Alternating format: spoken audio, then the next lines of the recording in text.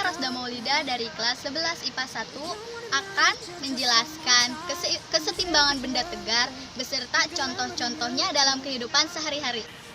Pengertian kesetimbangan benda tegar. Benda tegar adalah sebuah benda yang bentuknya tidak berubah ketika akan diterapkan gaya dan objek yang dianggap sebagai titik dari ukuran yang dapat diukur dengan benda-benda yang akan dimasukkan ke dalam sistem partikel. Ada 3 macam kesetimbangan. Yang pertama, kesetimbangan netral. Yang kedua, kesetimbangan labil. Dan yang ketiga, kesetimbangan indiferen. Saya memiliki contoh dalam kehidupan sehari-hari, yaitu pada jembatan. Kesetimbangan statis banyak diaplikasikan dalam bidang teknik, khususnya yang berhubungan dengan desain struktur jembatan. Anda mungkin sering melewati jembatan untuk menyeberangi sungai atau jalan. Suatu jembatan sederhana dapat dibuat dari batang pohon atau lempengan batu yang disangga di kedua ujungnya. Sebuah jembatan, walaupun hanya berupa jembatan sederhana, harus cukup kuat menahan berat jembatan itu sendiri, kendaraan, dan orang yang menggunakannya. Jembatan juga harus tahan terhadap pengaruh kondisi lingkungan.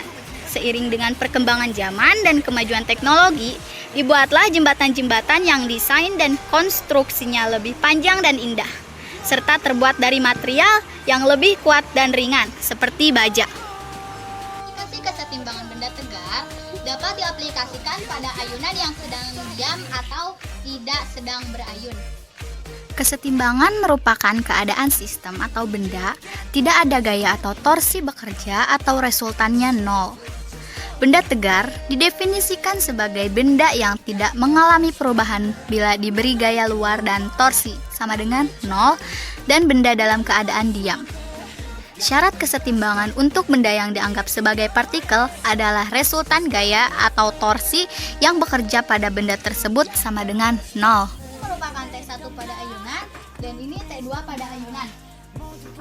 T berarti transformasi yang masing-masing bersesuaian pada matriks. Ini merupakan wake atau titik tumpu pada ayunan. Ini titik beban 1 dan ini titik beban 2. Pada layar LCD gantung, syarat suatu benda berada dalam keadaan setimbang adalah jika jumlah momen gaya atau torsi sama dengan 0. Momen gaya atau torsi dilambangkan dengan simbol tau dengan satuan Nm atau Newton meter. Torsi adalah tenaga putar, yaitu kemampuan gaya F untuk memutar benda pada poros sejauh R. Seperti dapat kita lihat pada gambar. Kita mempunyai titik A, B, dan C, di mana titik C disebut titik pusat atau biasa disebut wake, dan T-nya terletak pada sisi A dan sisi B.